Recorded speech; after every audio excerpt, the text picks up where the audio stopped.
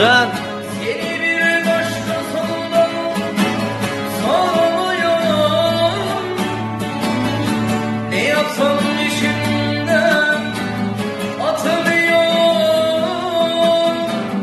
Aşkın hasretinden öldürür beni. Belalım benim, belalım benim. Ah bu gönlüme hevan benim.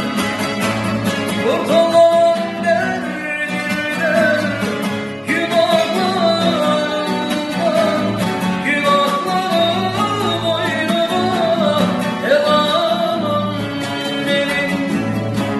Belalım benim, belalım.